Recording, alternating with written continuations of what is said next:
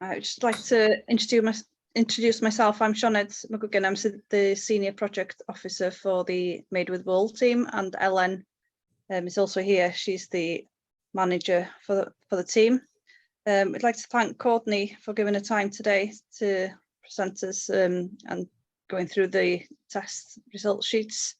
The presentation will take about 30 minutes. So, and we are recording the session, so it will be available online later on if you have to leave early.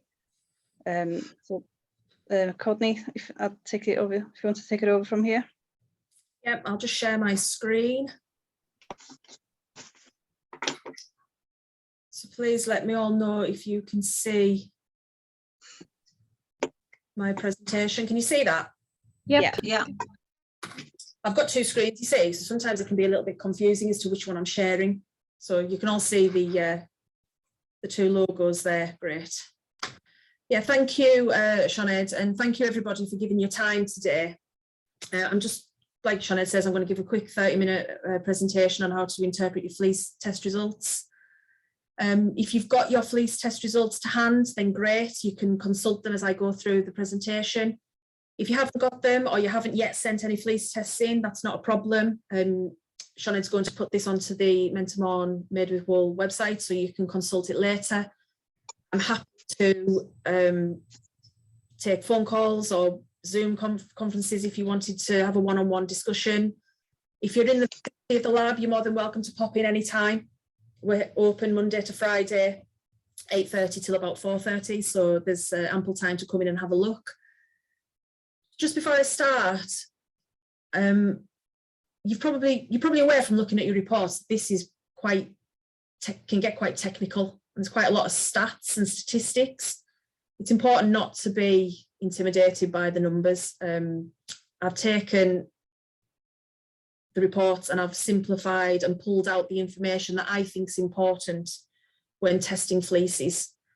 But like I say, I'm happy to do one-on-one sessions if people want to have a more direct conversation. So a very quick introduction about who we are. So Wool Testing Authority have been providing wool testing services to the natural fibre industry since 2004. We predominantly service the sheep wool industry, but we can test any natural fibres. And we issue certificates of quality on which trade is agreed and finalised. So wool samples come in, we test them using a variety of different test methods, and then we'll issue a certificate of quality at the end. Now, that is the fastest overview I have ever done of the business, and it's completely relevant for this presentation, but just to put us into context of where we sit in the wool industry. If you wanted any more information, then I'm more than happy to have other discussions. So before we get into test results, first of all, why would we want to test fleeces? The way that we work in the lab here, we test bulked lots, or what are known as bulk lots. So they're made up of bales of wool. Each bale is made up of dozens and dozens of fleeces. So the individual fleeces come into British Wool. They're graded by their graders according to different parameters, so staple length, the colour. They're assigned a grade, and those fleeces go into the relevant skips of British Wool. They're all labelled with the grade numbers. Those fleeces are then taken and put into bales, and the bales are made up into lots, and a typical lot can be up to 24 tonnes. We receive samples from those lots and we issue 1 micron for a lot. Now that lot will contain hundreds and hundreds of fleeces, and we generate 1 micron value. So this table here shows some typical test data for some UK breeds. So Blueface Leicester, for example, last year we tested about 5 lots of Blueface Leicester. The average micron across all of those lots was 28.9. But the range was actually from 26.1 up to 30.5. And the same can be said for other breeds, so for Cheviots and Romneys, a similar micron. But there were lots that came in at 29.4 and 28.7.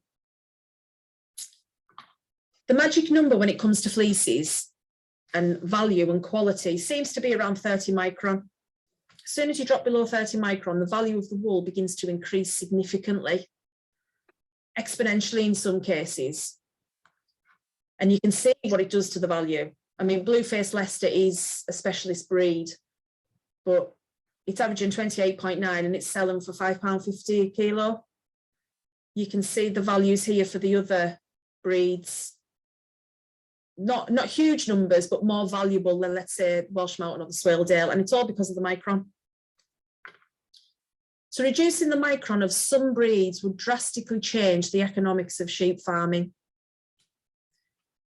And like I've just explained, for the way that we work at the moment, we only have data for bulk lots averaged over hundreds of fleeces. There's no data for individual fleeces or for farms. Data is key and it holds value. It's also important to manage expectations. This isn't going to be possible for all breeds. So for things like the Welsh Mountain and the Swaledale, this is averaging about 35 micron plus. You're never going to get this into a category where it's going to generate any particular high value. So data is the key. And at the moment, we don't have data for individual animals, because when you talk about fleeces, you're talking about individual animals. We can see from the data here that you do have animals wandering around that have got really nice fine fleeces. Achievement, for example, of this lot here that came in at 29.4, this is the average. So you're going to have fleeces in there that are maybe 26, 27. So if we can start to look at ways that maybe isolating those finer fleeces, or maybe even reducing the micron of a particular breed, then you will begin to really change the economics of sheep farming. Other uses of fleece testing, spinners and crafters might be interested to know what the micron is of their fleece. So if you're selling a fleece, you could maybe offer some sort of certificate of quality to go with that fleece. And we can do all this with the equipment that we have in the lab here. So first of all, what is mean fibre diameter? So mean fibre diameter, or abbreviated quite commonly to MFD, is a measure of width. So for natural fibres, mean fibre diameter is very small, so it's measured in micrometers. The textile industry usually abbreviate this to just micron. So these terms get interchanged. Some people might say mean fibre diameter, they might say MFD, some people might just say FD. Textile industry say micron. So whenever you hear those words, they're talking about mean fibre diameter, or the width, so the measure across the length of a fibre. The unit for micron is So this is from the alphabet, and it's a U with this funny little tail on the side here. 1 micron is 0.000001 meters, or 1 millionth of a meter. So it becomes, it's obvious straight away, it'd be totally impractical to quote micron values in meters. So you multiply by 1 million, and then you get into more manageable figures. So here's a list of some common fibres.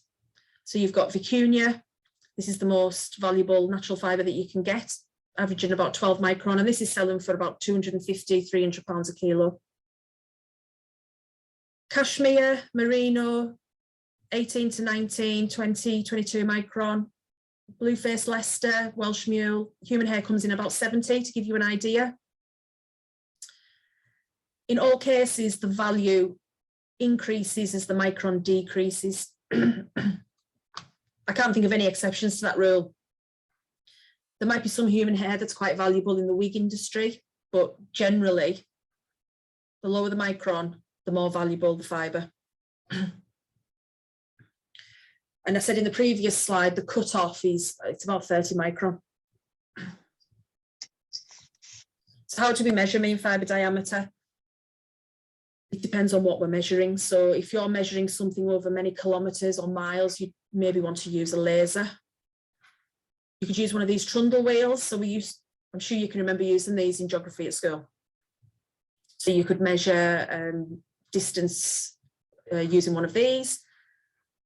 For something smaller, you could use a tape measure or a ruler. Smaller still, you could use a pair of calipers. When we start getting down to micron, you need to use a microscope. So the sample would go in here. You'd look down the eyepiece, and then you would measure the mean fibre diameter of the fibre. Now you can do it manually, and some people do it manually. It's laborious, so we use a computer. And we just use an Ofter. So this is our Ofter machine here. And this, it's just a microscope. So Ofter stands for Optical Fibre Diameter Analyzer, or Ofter for short. And this model is an Ofter 2000. So I'll probably interchange. I might refer to Ofter, or I might say Ofter 2000. If I say either, I'm referring to the piece of equipment that we use to measure. So this photograph doesn't show it very well actually, but this is the microscope at the top. The sample sits on this plate here, and it measures the sample in about 20 seconds.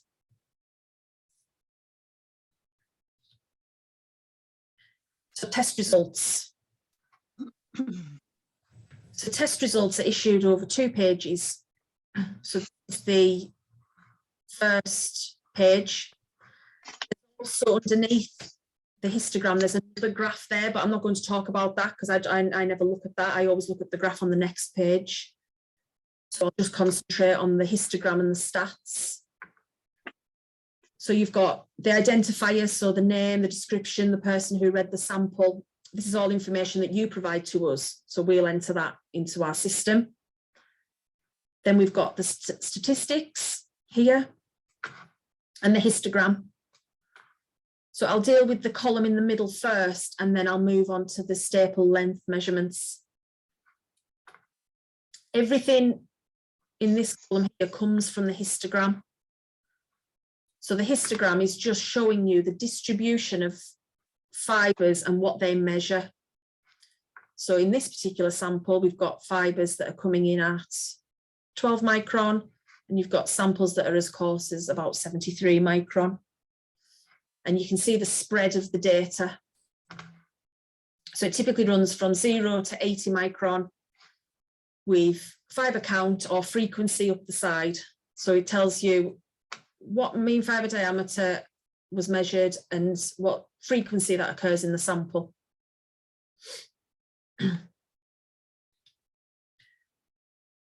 So I'll take each one and just define each line.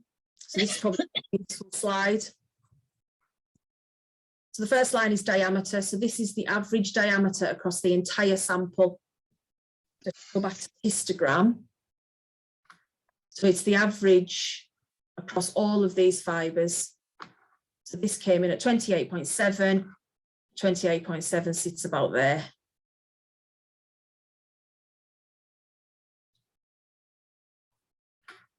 Standard deviation, usually abbreviated to SD. So this is the next line down. For this sample, it measured 8.1 micron. This gives an indication of the spread of the data from the average. Now, I'm going to talk a lot about standard deviation, so don't worry too much about the definition.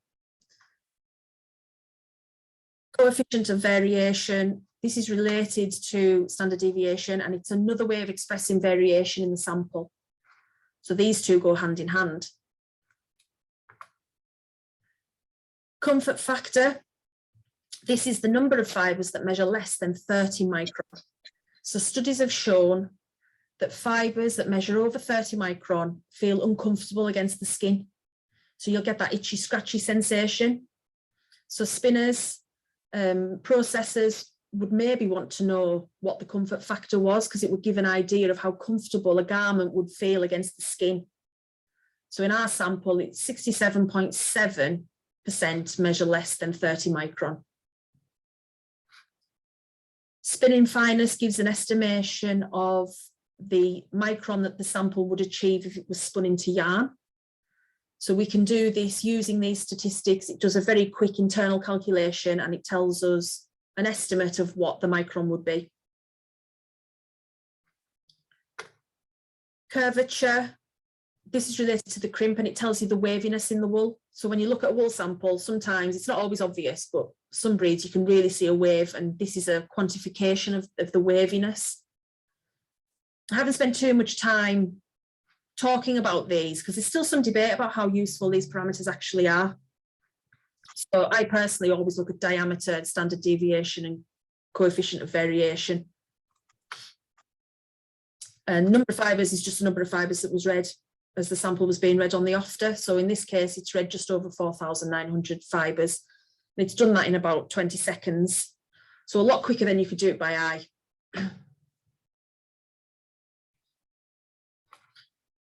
So standard deviation, what is it? So this quantifies the spread of the data in the histogram. This illustration here shows you an ideal distribution.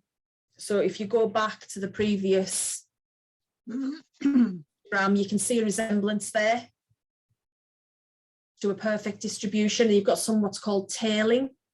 So you can see that you've got some coarser fibres here, which just takes it away from that nice symmetrical spread. So in an ideal situation, you would have an equal increase up to the average and then an equal decrease down to the right-hand side.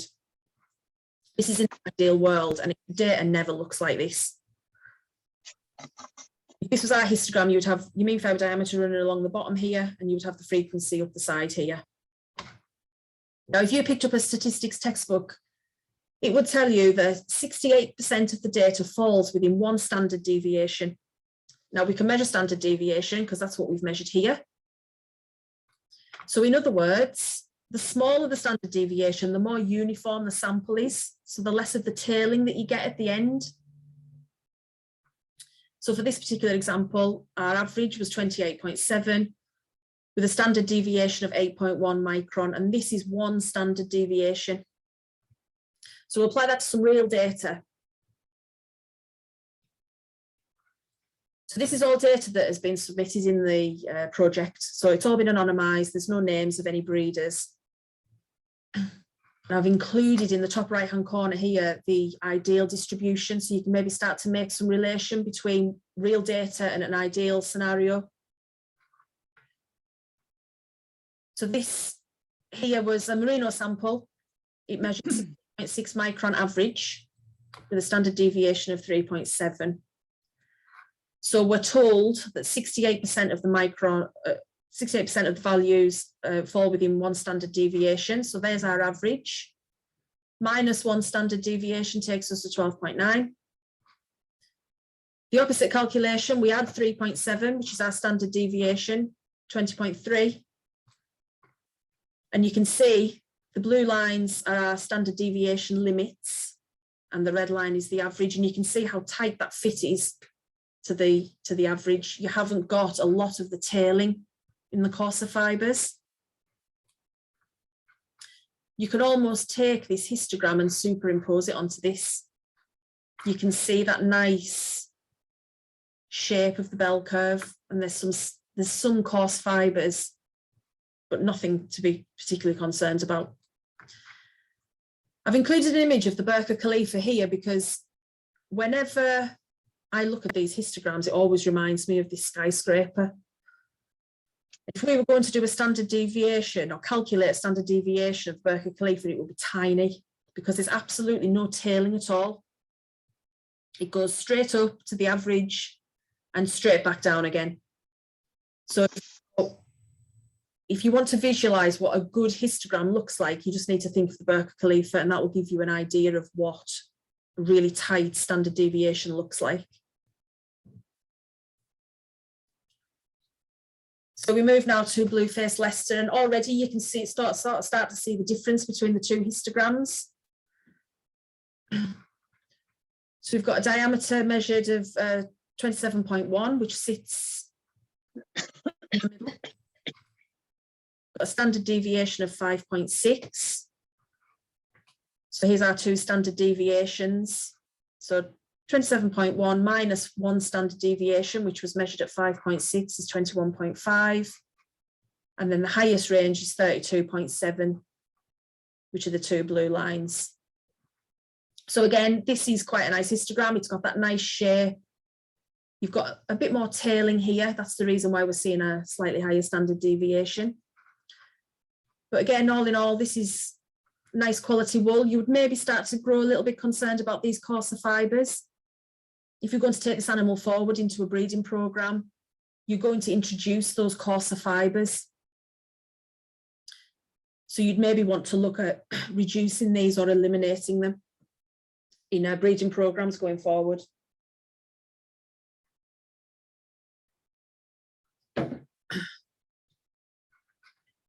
So here we've got a Romney.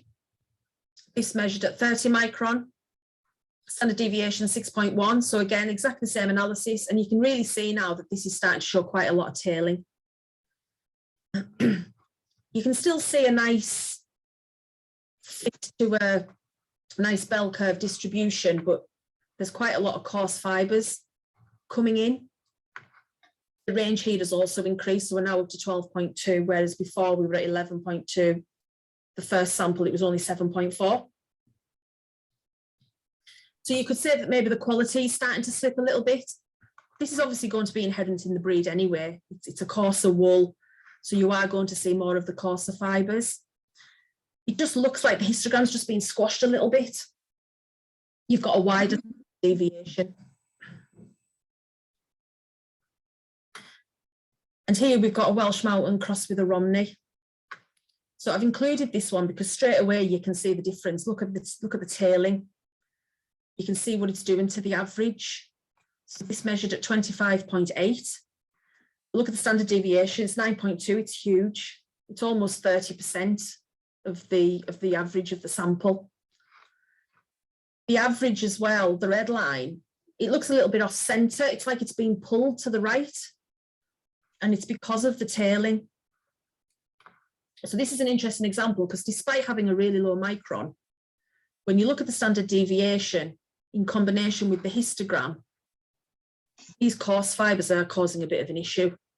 If you wanted to take this forward in breeding programmes, you wouldn't want to be introducing these coarser fibres. And then the range is huge, it's 18.4 micron range. So we've got fibres as low as 16.6, right up to 35 micron. So the takeaway message is the smaller the standard deviation, the more uniform the sample and the less of the tail that you see at each end of the curve. So for natural fibres, it's usually the right of the curve. So we want to look at what coarse fibres are in the sample. A low standard deviation is an indication of higher quality, so you get less of these coarser fibres. So what about coefficient of variation? So this is another way of expressing the spread of the data. And it's a ratio of the standard deviation to the average or the mean expressed as a percentage. So the calculation is quite simple. You take standard deviation, you divide it by the average diameter, and you multiply it by 100. So this just turns it into a percentage. There's no hard and fast rules here of what constitutes a good coefficient of variation. 20 to 30 is considered acceptable. Anything greater than 30 will probably start to raise questions. So if we go back to our 4 examples, our merino, we've got a standard deviation of 3.7. Divide that by 16.6, which was the average. Multiply by 100 and we get a coefficient of variation of 21.9. So all in all, this data collectively is really good. And you can see there the histogram, you've got a nice shaped histogram, very few of the coarser fibres, if any at all. I think the coarsest one there is 35 micron. You've also got the blue-faced Leicester, exactly the same calculation. So this is bringing in a coefficient of variation of 20.8. So this interestingly has a lower coefficient of variation than the merino sample. Not much lower, but it gives roughly the same coefficient of variation. So it just goes to show that even though it's got a lower CV value, it doesn't always necessarily indicate better quality. You have to look at everything in combination. So our Romney samples, this has got a CV of 20.4. So 6.1 divided by 30 times 100 is 20.4. So this is a really nice fit to a bell curve, few coarse fibres, but generally all in all, this is quite nice quality wool. Now you can really see the difference. So this Welsh Mountain crossed with a Romney, it's got a CV of 35.5. So standard deviation is almost 36% of the average mean fibre diameter. It's caused by this tailing. And you can see quite clearly the difference between this histogram and the merino histogram.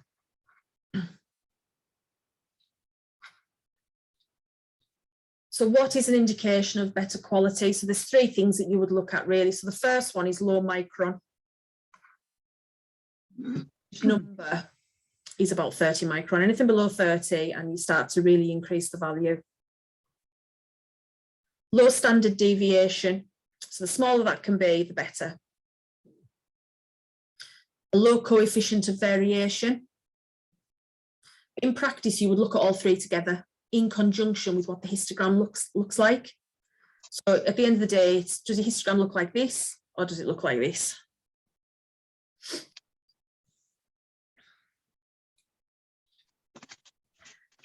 So I've included this one because this is an interesting one. You've got a CV here, you can see, of 17.8. So this is really good. But when you look at the main fibre diameter, it's nearly 42. You're not going to be able to use this wool really for anything. The standard deviation is also really tight. So this gives you an idea of where coefficient of variation might not be the best parameter to look at. And it shows you certainly how you have to have all three in combination, as well as what does the histogram look like. The reason the coefficient of variation is so small is because you're just looking at a really coarse wool sample. So by the time you do 7.4 divided by 41.9, you are going to get a really low CV value. But generally the shape of it fits a nice spread, which is what we talked about earlier. Yeah, so this is a classic example of why you need to look at everything in combination.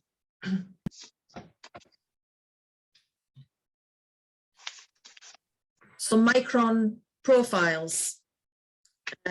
This is on the second page of the handout of the report. Probably have to turn it 90 degrees to be able to see it. There's still some debate about how useful these profiles are.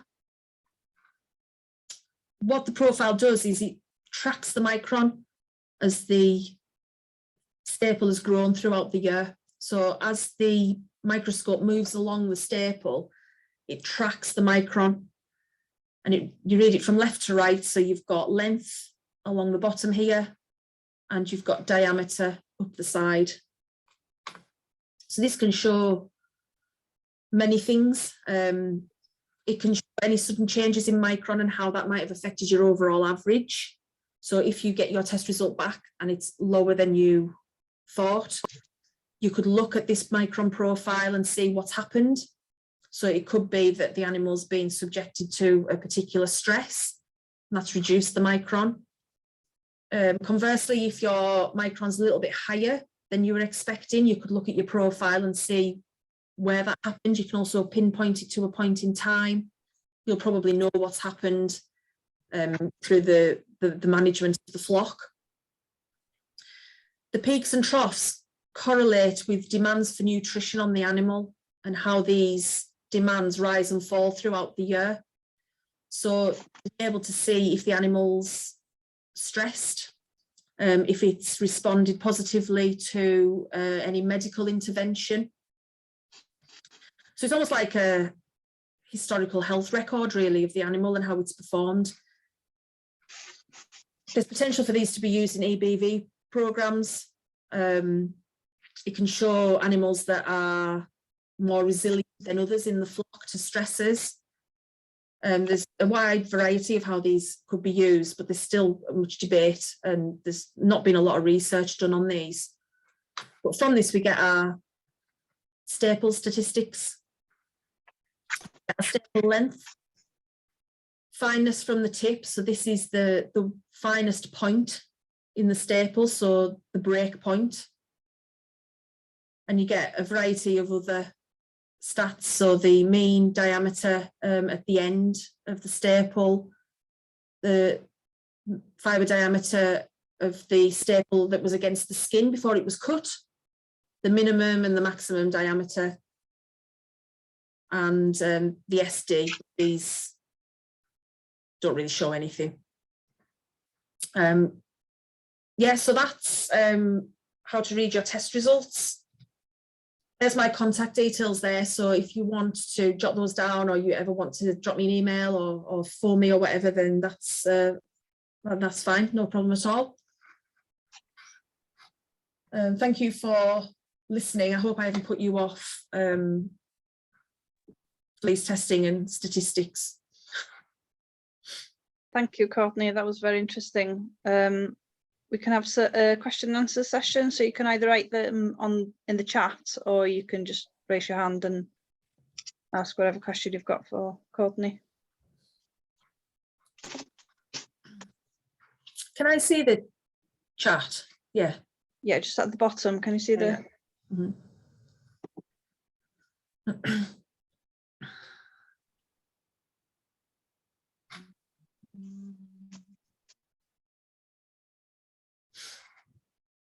No questions? Yes, go on. Hello. Hi, Elvin, you okay? Yeah. Fine, thank you. How are you? I'm good, thanks. You sound great anyway. with all those figures, I don't know where to start really. But with the microns, it's hard for me to get my head around how close the microns in different breeds really. I thought there'd be more of a huge gap between the Welsh Mountain and the Blue-faced Leicester. Yeah, I mean, if I share my screen again, because the Blue-faced Leicester is certainly of high quality. So if you go back to, can you see my screen now? Yes, yeah. The last slide. Yeah. It wasn't letting me change slides. Yeah, so if I go back, so this is a Blue-faced Leicester here. So you can see there that the quality of this wool is, I would have said, pretty good. And then once you start getting down to Welsh Mountain, well, that's maybe not a very good example, but the Romney, you can see the difference between the quality there. For the Blue-faced Leicester, it's a much tighter fit, and that's expressed by the standard deviation, and you are seeing the differences throughout the different breeds. But what we haven't got is data. We need more data to actually look at this. So we've only got a handful of data at the moment, which we've generated through this project. But yeah, it would be nice to begin to increase information across different breeds, especially the breeds that have got the potential to reduce the micron. How can we help you to do that? Well, this is the start of a very long conversation. So we would have to, ideally, we would have a project running. So it could maybe come off the back end of the Mentamorn project. We could start to look at just things like genetics, understanding how you can generate the data. So having conversations like this, educating farmers that you can measure this, you can look at the wool, you can generate all these statistics, and then going forward, create future generations, you can start to select your best sheep.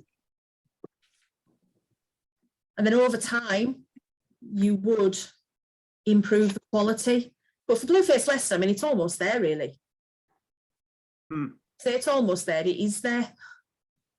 We'd have to test a lot of individual animals and the sire, really, would we? Yeah, we'd get there pretty fast then, wouldn't we? I suppose. I think so. I mean, we would need to have a very controlled, very considered plan of what we were going to do.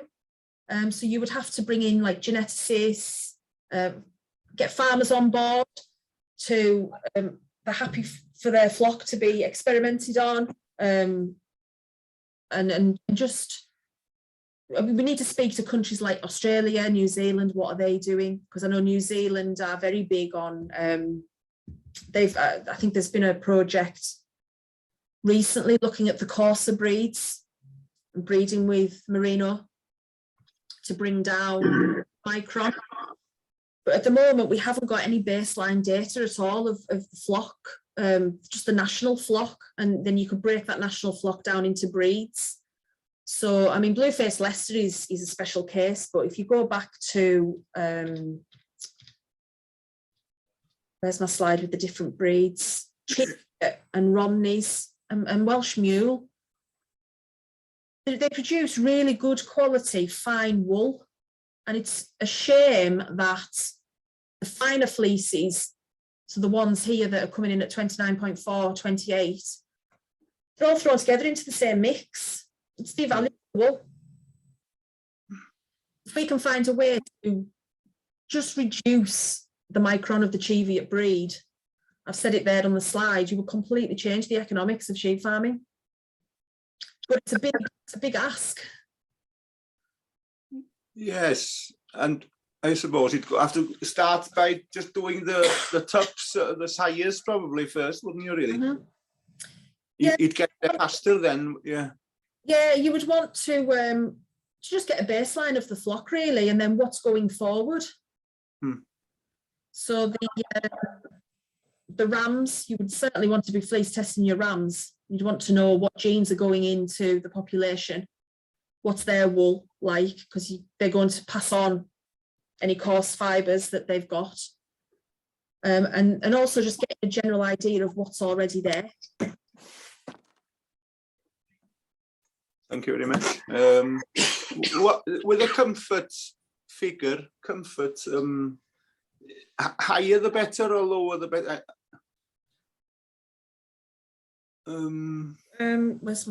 So the comfort factor is a measure of the number of fibres less than 30 micron. So you want that to be as high as possible. So the lower that figure, the better. Yeah, so for general comfort against the skin. Because once you get above 30, you start to introduce things, what are known as medullated fibres. Medullated fibres, I'm sure you're all aware that the hollow fibres, the white fibres that you can see. And they feel really prickly and just generally uncomfortable against the skin. You get that sort of itchy, scratchy feeling that you used to get from like really cheap school jumpers. And that's the cause. That's the cause of that feeling. So the more fibres sub 30, the better. Sub 30. Yeah, because 30 micron is this is like the magic number. As soon as you drop below 30 micron, quality of the wool just goes up, and with that goes the value. The lower the micron, the better. Yes. Yes, yeah. Without exception. Okay, thank you very much. I've got a lot to learn. If you want to drop me an email and we can have a much more in-depth conversation anytime. Thank you very much. Yeah, winter's on the way, so it'll be easier probably. Yeah. No, thank you. Okay. And also just to add, if this group wants to visit, Wool Testing Authority, then we can arrange it with any trefnu hynna trwy'r project hefyd. Yeah. Any more questions, Courtney?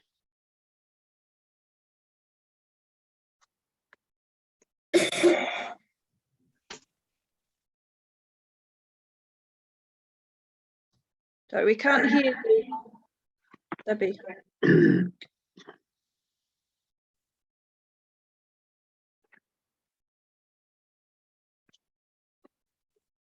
Sorry, we still can't hear you, Debbie. Maybe put it in the chat.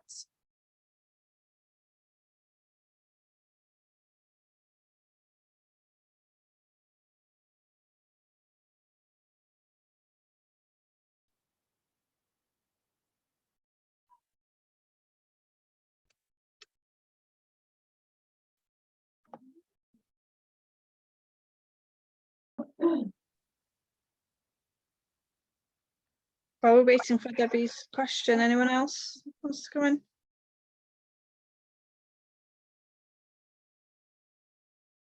Hi. Hi, Emily. Hi, it's Emily here, Emily Roberts. I've put a question in chat, but it can't seem to be sending. Are we under a disadvantage in this country because of the high number of different breeds compared to the Southern Hemisphere countries? Potentially, yes. There's so many different breeds, and it's about finding the breeds that bring in a starting point. So British wool do grade according to breeds sometimes, and then other times the breeds just get mixed into different grades. But from the data that we do have, and the data that we've been able to get, so like Cheviot and the Romneys, they do grade according to breed at British wool for those, and we can see from those that as a starting point they would be good breeds to start with. If we were going to focus on some more finer breeds, we would have to start almost from scratch, even though that wool has gone to British wool. The way that you can tell from a fleece, there's no traceability once it goes into the British wool system, unless it's been graded according to breed. So British wool have got a handful for Cheviot, a handful of grades for Romneys. But for those two breeds, because they come in quite fine, it's a very good starting point. But yeah, there is a long way to go. And I wouldn't say that a high number of breeds is particularly a disadvantage, because you can quite quickly eliminate some of the breeds. So like Welsh Mountain and Swaledale, they're just far too coarse. You're never going to be able to reduce the micron of those breeds. But it's just speaking to the breed societies and finding out what sort of micron their breed generates, and seeing if they're amenable to these kinds of projects and trials, because I think some breed societies can get a bit protective over their breed, which is understandable. They don't like the idea of the breeds being messed with. So it's just about having a lot of conversations. But yeah, I think there's a lot of work to do, but there are, for some breeds, we've already got some data. Quite a long-winded explanation to your question. I apologise. Okay, thank you. Can I try again? Can you hear me this time? Yeah, we can hear you now. Okay. I found some settings that have gone wrong. What you've been saying sounds like you're really aiming it at the farming industry. I deal with very fine fleeced sheep and Angora goats for private sales and for craft spinners. The thing you were talking about, 30 microns, we call it prickle factor. Yeah, the same thing, yeah. Yeah. So is this okay for me to join in having my wool tested like this, if you're really aiming to do it on a sort of bigger scale for people that are sending fleeces off to the wool board? You know, I feel that yes, it's been great to have my fleeces tested and confirm what I thought about my Beaumonts, but it sort of doesn't really fit in with your scheme, because I haven't got hundreds of sheep that I'm sending fleeces to the wool board. Well, we've got to start somewhere with generating a database. So if, you know, even if a farmer or a producer just sent in 3 or 4 fleeces from their flock, it's a start. And then, you know, through word of mouth, you would have breeders speaking to other breeders maybe, and it's a sort of thing that I think will grow with time. But, you know, if private want to send in samples, then yes, by all means, that's fine. If you want to have an idea of what your fleeces look like, that's not a problem at all. They don't have to go through British Wool. Right, okay. And you said that you test other fibres. Do you do mohair? Would that be covered under this scheme, or would I send that in privately? And how much do you charge for things like that? We can test mohair. We would test them. It depends how you would want them to be tested. So if you just want the same test, then yeah, that's fine. So prices start at £4 a sample. Right, okay. To 12 samples, £4 a sample, and then for anything more, we offer discounts. Right, okay. It'd be sort of quite interesting to, because I've sort of got my mohair now down to really champion fleece sort of things, and it would sort of be quite interesting to follow one or two goats through and see how it varies as they age. And this also, is exactly what the fleece testing's for. And it's so easy to take a sample. You just take a side sample and you send it in. The certificate testing that we do, there's all sorts of sampling requirements that we have to adhere to through our accreditations. But with the fleece testing, you can just take samples straight off the animal and just send them to us. It's so straightforward. There's no sample preparation. Yeah, so it's so easy to send us samples. So if that was something that you wanted to do, yeah, then great. If sending more hair, I'm not sure what you would have to speak to the girls. I'm not sure what the requirements are, whether it can just be sheep. It just has to be sheep. But yeah, we can certainly test more hair, and we test all sorts of different fibres. okay, thank you.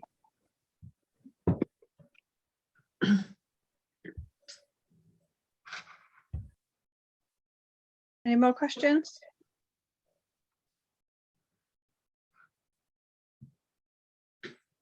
Just to let everyone know as well, the testing will be available till next June. So anyone you think that would benefit or get involved with it, just send them out email or vice versa. We can send them out a test.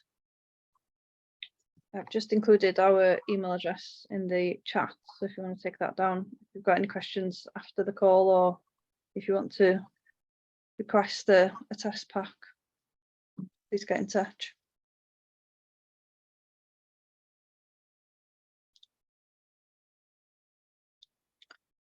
Shall we leave it there then? If nobody else has got a question, and as Courtney said, you can contact her directly, or you can contact us through the Made with Wool project. And if, like Ellen said, if you would like a visit to the WTA, then we as a project could organise that, so you can see the process.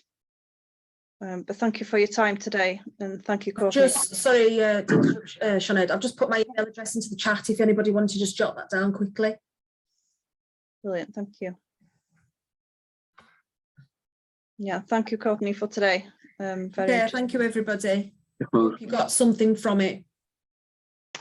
This will be on our website as well, if you want to refer back to it, and then we'll put the session on our YouTube channel. Yeah, brilliant. Thank you. Thank you very much. Diolch yn fawr. Bye. Bye.